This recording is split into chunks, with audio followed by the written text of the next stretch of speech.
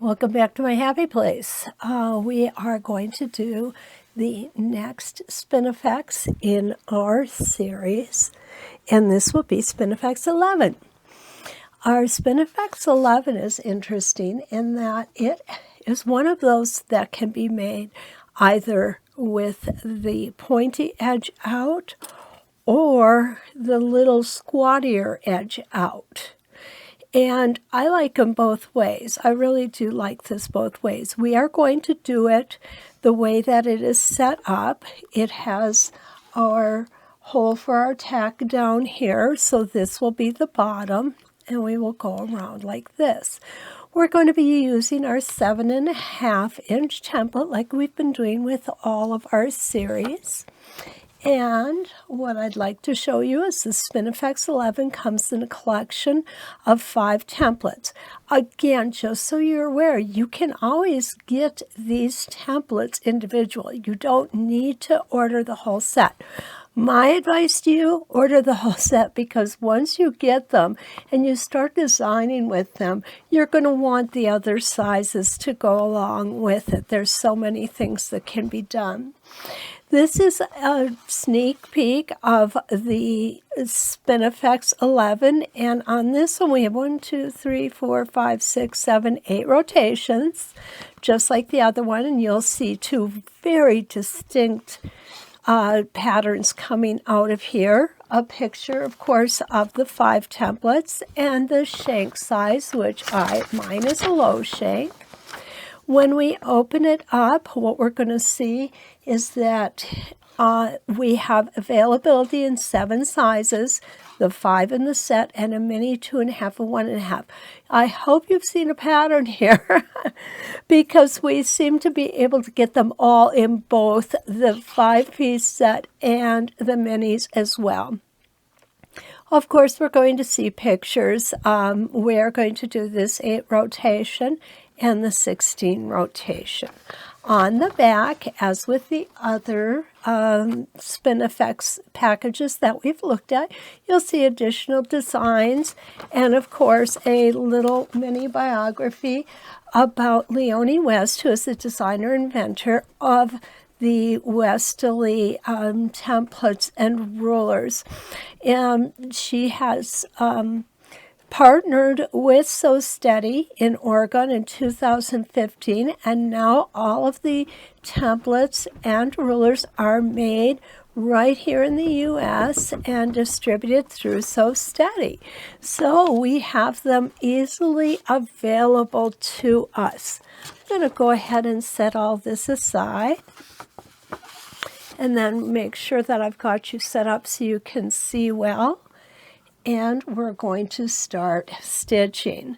So I will make the adjustment that's necessary. Okay, and I think that's going to bring us right where we need to be. Oh, almost perfect. Now it is perfect. Okay, do a little adjusting of the focus there so we're sure that we've got the best focus that we can get for you. I have 16 reference lines on my 11-inch square. I'm going to come over here in the corner. I'm going to make sure that I can easily move my fabric, which I can. I could stand the foot to go up just maybe a thread's width or 2. There we go. And then what I'm going to do is I'm going to go ahead and I'm going to bring our bobbin thread up and make a few stitches here. Now make sure that your foot is down before you start stitching, or the needle bar, which is this right here, can come crashing into this foot. That's a bad thing. You definitely don't want to do that. Okay, so let's just take a few stitches here. There we go. It doesn't have to be a whole lot. What we're looking for is ease of movement. We want to make sure that that foot is at the right height. We don't want it up too far, and we don't want it down too far. We want the bottom edge of the foot to kiss the top of the fabric, and that will be just perfect. Now I'm going to take a look at the back. I don't see any of the top thread coming through the back, and conversely, I don't see any of the back thread coming up to the top. So that tells me that my tension is great on this piece. So now I'm going to go ahead and I'm going to go to the center of the block, which I have marked off here. Just, I've covered this before, but I just want to cover it again a little bit. When I make my marks, I make a vertical and horizontal crosshair, and I make those the entire width and length of the block. The reason I do that is because as we stitch this block, everything is going to draw in just a little bit. So when it comes time to trim our blocks, we want to trim from that center vertical and horizontal line out. In other words, if we want an 8.5-inch block, when we're finished, we're going to trim it to 8.5 inches. Not that we are on this one, but we're just going to say that as an example. I'm going to measure out from this center line out 4.25 inches to the right, and from the center line out 4.25 inches from the left. I'm going to go 4.25 inches up from the center line, the center horizontal line. I'm going to go 4.25 inches down from the horizontal center line. The reason that I'm not going to come from this edge in is because as we're stitching, like I said, this is going to draw this fabric in, and we start with an 11-inch block. We probably will not end with an 11-inch block. So just suffice it to say that it is much more accurate this way. Okay? So again, I'm going to go ahead, I'm going to bring that bobbin thread up right at the center. And there it is. I like to put my threads below my template, underneath it. Some people like them on top. And you know what? That's fine. Whichever you prefer is the way you should do it. So now what I'm going to do is I'm going to go ahead and I'm going to realign the camera here. I want to make sure that you can see the entire rotation. Make sure that your focus is correct. We are going to line up the center line coming in the back of the template here, the center line coming at the top of the template here, and we're going to go ahead and just make that rotation. Single stitch in place, and then we're going to start nice and steady. Now, this does have a nice curve to it. So what I'm going to do here is I'm going to shorten up my stitch length just a little bit. It does not mean that I'm going to my machine and changing a setting, okay? And I'm telling you this because we are our own stitch regulators here. Okay, the way that we regulate that stitch length is by coordinating our hands and our feet. So we're pressing down on the foot pedal, and we are moving the fabric and the template with our hands. And they're working in concert to make sure that we are stitching a very nice, even stitch all the way. When you are first learning, it's not a major concern. What you should be concentrating on in my opinion, when you first learn, is learning how to navigate that template. And when I say navigate that template, what I mean is being able to keep the edge of the foot riding the edge of the template without any pressure on either side. What that means is we don't want the template to be pushing on the foot, and we don't want the foot to be pushing on the template. Now, the reason we want that to not occur is because we don't want the template to accidentally get knocked out of place, because then our rotation would not be very good. We would have to pick out thread and do it over again.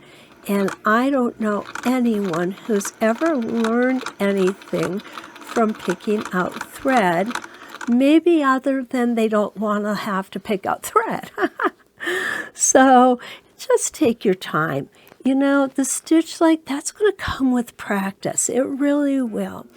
When I'm looking at students' work, especially my new students, what I'm looking at is the intention or integrity of the design. I'm not looking at that stitch length. I mean, obviously, if it's huge, we're going to talk about it. But 99.9% of the time, that is never even mentioned when we're first learning ruler work.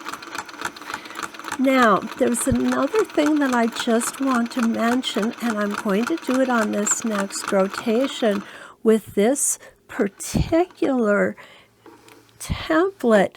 We have, you see this beautiful pointy area right here?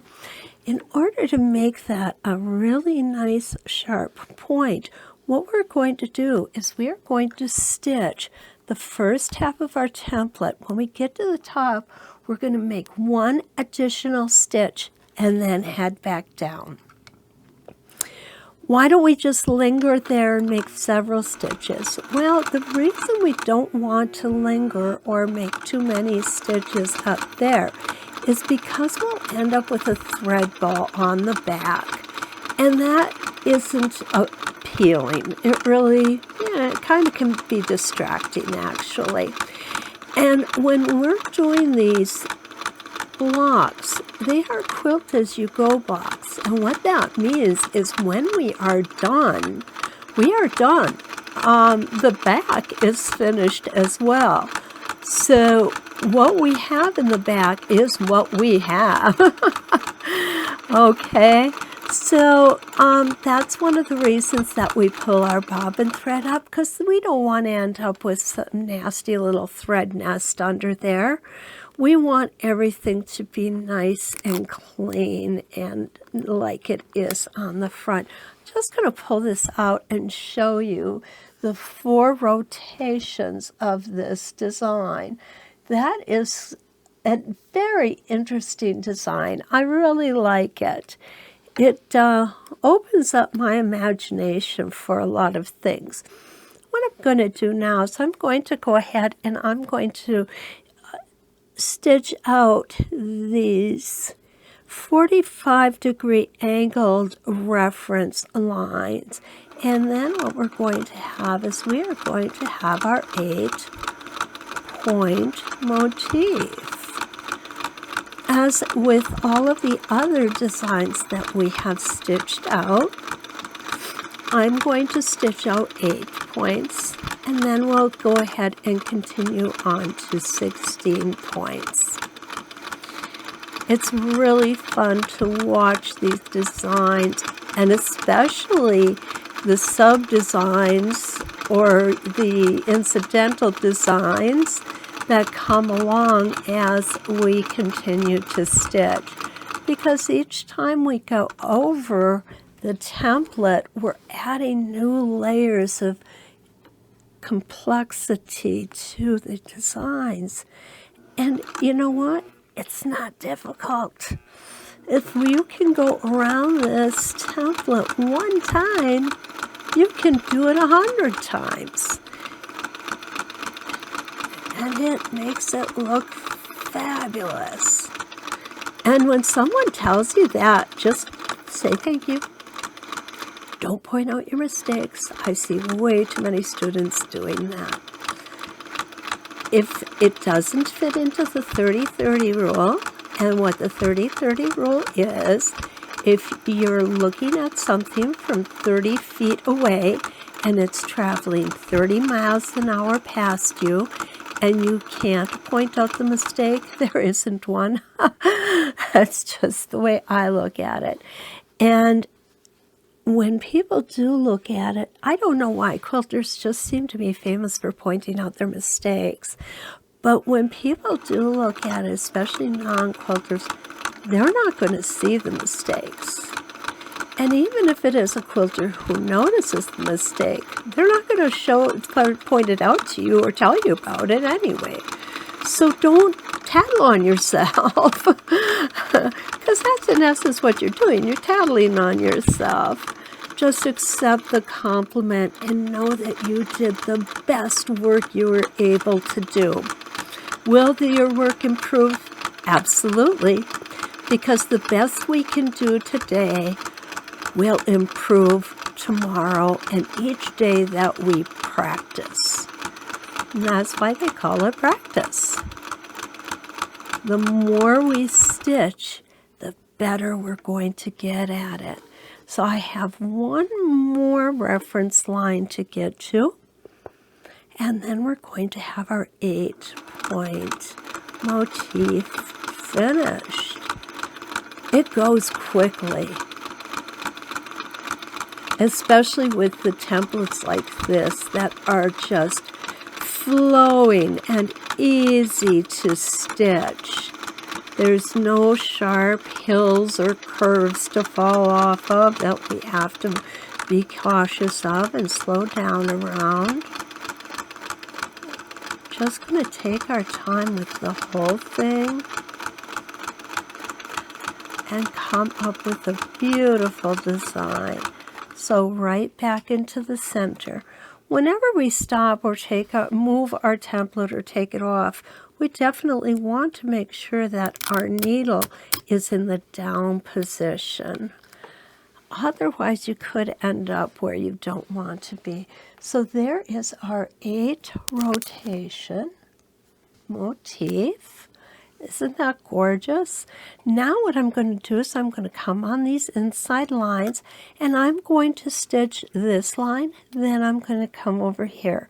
Then I'll stitch this line and come over here.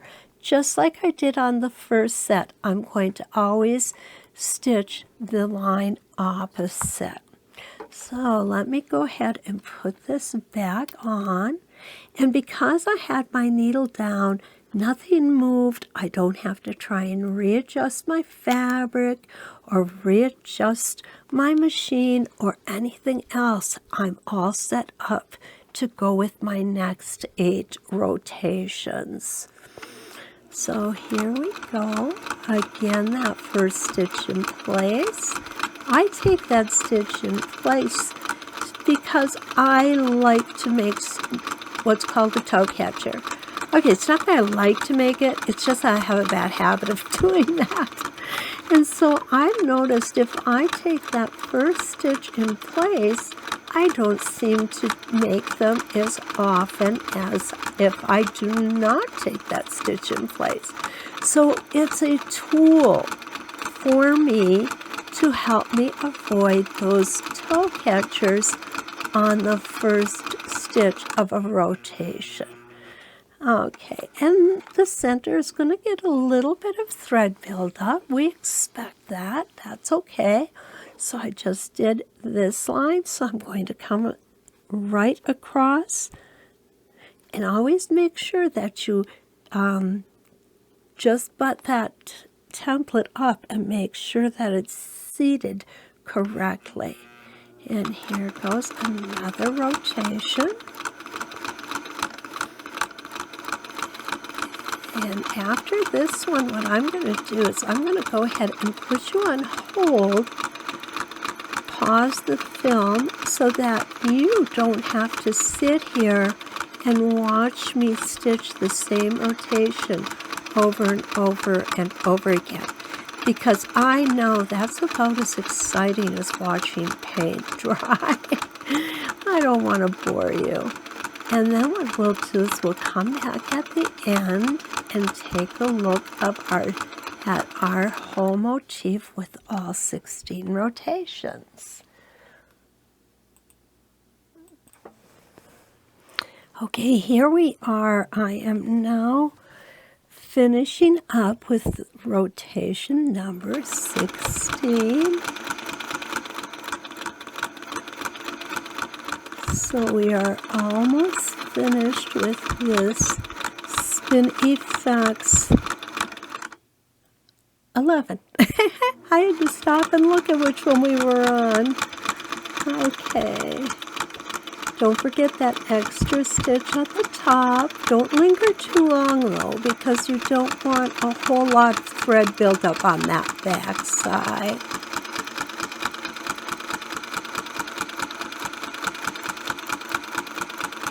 And right there. So now what I'm going to do is I'm going to go ahead and I'm going to take this out. I'm going to snip these threads off.